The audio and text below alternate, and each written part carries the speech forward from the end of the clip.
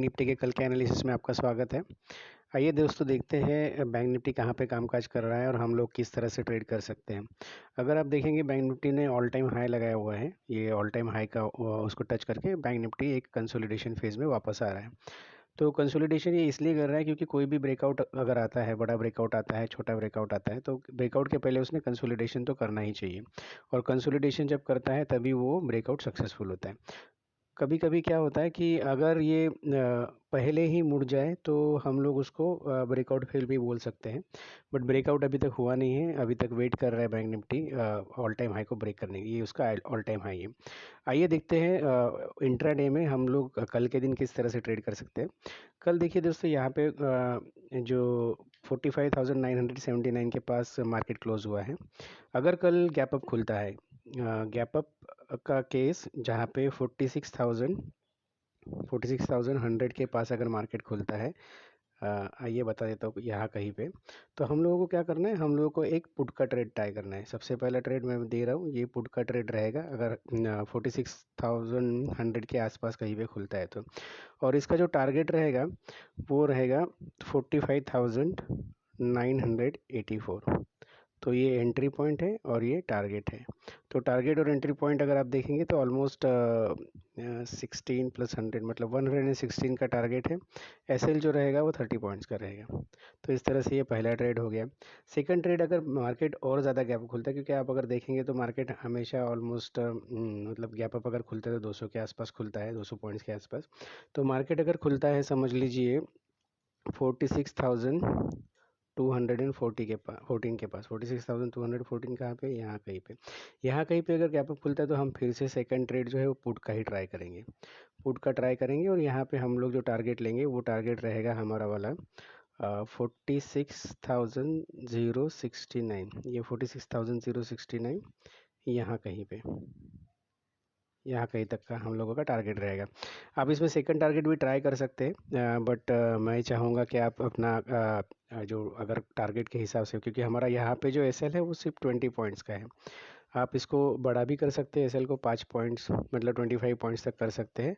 और second trade अगर आप लेने की इच्छा रखते हैं तो वो भी ले सकते हैं। बट हमेशा मैं ये कहूँगा कि अगर आप प्रॉफिट में हैं, 100 पॉइंट्स इज़ गुड पॉइंट्स, अच्छा खासा यहाँ पे इनकम हो जाता है हम लोगों को।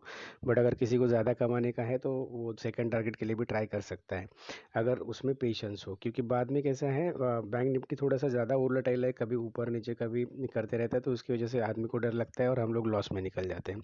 और वैसे भी बैंक निफ्टी का एक्सपायरी है वेनसडे के दिन। तो एक्सपायरी के दिन मैं चाहूँगा कि आप जल्दी, जितने जल्दी ट्रेड से निकल जाते, अगर अच्छा खासा आपको एक मूव मिल गया और एक्सपायरी के दिन अगर आप जल्दी निकल जाते तो वो बेटर रहता है।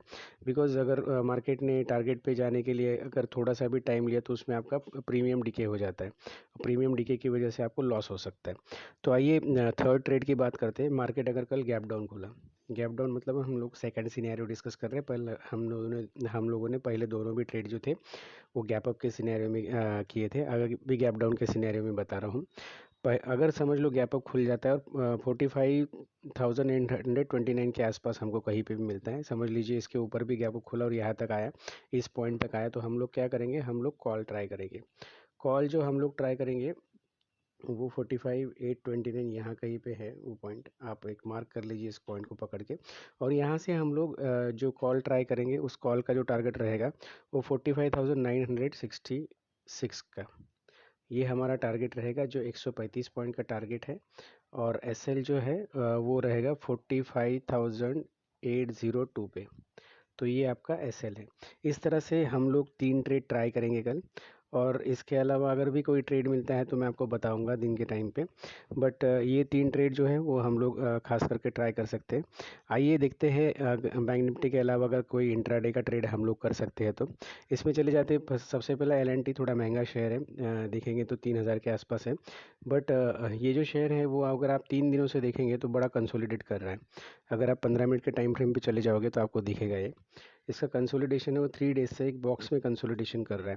तो हम लोगों को क्या करना है, हम लोगों को ये देखिए इस तरह से कंसोलिडेशन कर रहा है। तो हम लोगों को क्या करना है, हम लोगों को एक पॉइंट है उसका, वो पॉइंट ये पॉइंट जो है यहाँ कहीं मतलब थोड़ा महंगा शेयर है तो थोड़ा देख के कीजिए, क्योंकि बहुत सारे लोगों का ये रहता है कि जो वो छोटे शेयर्स पे ट्रेड करें 500 के अराउंड या 500 के नीचे, क्योंकि यहाँ पे क्वांटिटी नहीं मिलती। बट हाँ, टारगेट भी अच्छे मिल जाते हैं। अगर आप देखेंगे यहाँ पे हम लोगों को क्या करना है, जब भी ये मार्केट 2936 के ऊपर क्लोज देता है, 2936 के ऊपर 5 मिनट्स का कैंडल क्लोज दे देता है, तो उसी कैंडल का लो का स्टॉप लॉस लगा के हम लोगों को टारगेट ट्राई करना है। और टारगेट जो रहेगा वो ऑलमोस्ट 30 पॉइंट्स का रहेगा, 30 पॉइंट्स का टारगेट। एंड एसएल जो है वो एसएल आपको ऑन द टाइम मार्केट में डिसाइड करना पड़ेगा कि मार्केट में कितने पॉइंट्स का 5 मिनट का कैंडल रेडी हुआ है। 5 मिनट का कैंडल जब ब्रेक करेगा उसके बाद हम लोग को ट्रेड करना है, कैंडल के नीचे का हम लोग का स्टॉप लॉस रहेगा। आइए सेकंड ट्रेड की बात करते हैं। सेकंड ट्रेड जो है वो टाटा मोटर्स का है। टाटा मोटर्स में हम लोगों को क्या करना है, टाटा मोटर्स हम लोगों को 5 मिनट की कैंडल पे जहाँ पे भी 5 मिनट का कैंडल समझ लीजिए 644 के ऊपर यहाँ पे क्लोज कर देता है, तो हम लोगों को एस एल जो है वो 5 रुपीज़ का डालना है, S L 5 rupees. And target जो है वो 8 रुपीज़ का रहेगा, 8 रुपीज़ जो रहेगा 652 के पास।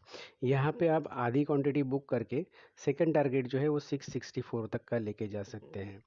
तो ये 20 रुपीज़ का टारगेट है इसका वाला, ये वाला। तो हम लोगों को क्या करना है, हम लोगों को यहाँ पे आधी क्वांटिटी बुक कर लेना है, या तो फिर हमारा वाला एसएल जो है वो उठा के यहाँ पे आप डाल सकते हैं, पूरी क्वांटिटी ना बुक करते हुए या आधी क्वांटिटी ना बुक करते हुए। जो हमने एसएल जो लगाया था जो 5 रुपीज़ का एसएल था, वो यहाँ पे एसएल उठा के 652 के नीचे आप डाल सकते हैं। तो अगर एसएल हिट हुआ तो हम लोग प्रॉफिट में निकलेंगे, अगर एसएल हिट नहीं हुआ तो हम लोग क्या करेंगे, सेकंड टारगेट भी अचीव कर लेंगे।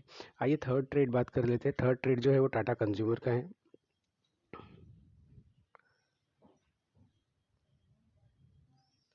टाटा कंज्यूमर भी एल की तरह ही है।